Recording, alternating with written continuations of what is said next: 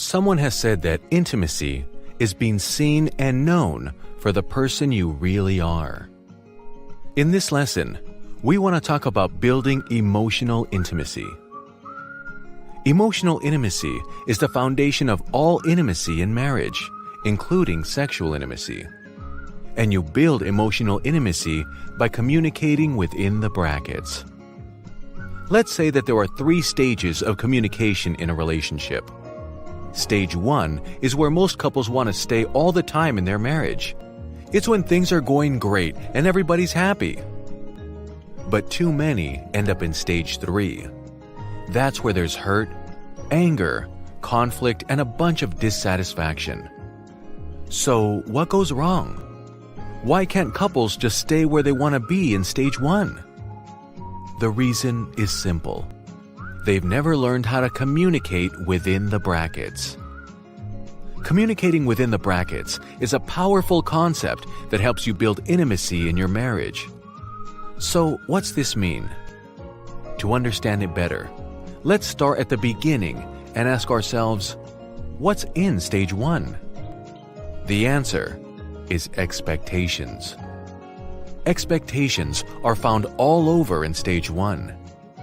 Expectations can be spoken or unspoken, and when they're met, everyone is happy. However, when expectations are not met, most couples jump straight into stage 3, and that undermines building true intimacy in the relationship. So let's look at stage 3 and see what we find there. Stage 3 is familiar territory to many couples. You'll find all sorts of things there, including anger and hurt. But also, consequences are a part of stage 3. Some consequences are reasonable, but others not so much so. Things like the cold shoulder, slamming doors, pouting, and manipulating the other with sex or other behaviors. Stage 3 is an uncomfortable space to be in, and often couples do whatever they can to get back into stage 1. They quote-unquote make up and fix things with a sex band-aid or whatever. But there's a problem with all this, and if it isn't fixed, it will just erode the marriage. The problem is that expectations will always be unmet, and that throws couples into stage 3. And if they quote-unquote fix things like they've always done before, they'll just go round and round and grow frustrated and distant.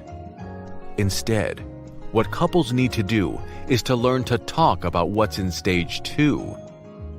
So, what's in stage 2? What's within the brackets? It's the stuff that too many couples never talk about, so it's no surprise that things break down. We find 3 things in stage 2: impact, emotion, and invitation. So what's this about? Impact means that when expectations are unmet in your relationship, you tell your spouse how that impacts you, but you tell them of this impact in a particular way. You make your impact statement clear. When you overspend the budget, you're matter of fact. You're not all emotional. You just describe how this impacts you. This means that I don't have enough money in the account to make our car payment. Don't be all blamey and judgmental. Just communicate the impact. Share your emotions. This is tricky, especially for a lot of guys. But try to look beyond your anger, frustration, or sadness and name one particular emotion. In our example, it might be stress. Here's a tip. Don't say, "You make me feel," or "I feel like." No one makes you feel anything. And feeling like is not a feeling.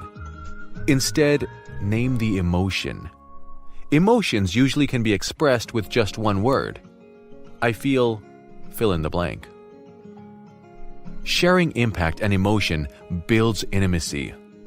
Additionally, what's so powerful about sharing impact and emotion is that these are undeniable. It's sharing about what's inside you. No one can reasonably argue with that. It's not about making your spouse bad or winning an argument. Follow up sharing impact and emotions with extending an invitation. I want to find a way forward that we can both feel good about. And if you're on the receiving end of this, accept the invitation. Don't let your pride get in the way. Own your part in finding a good, mutually agreeable way forward. Practice identifying and communicating what's within the brackets, and you'll find deeper intimacy in your marriage.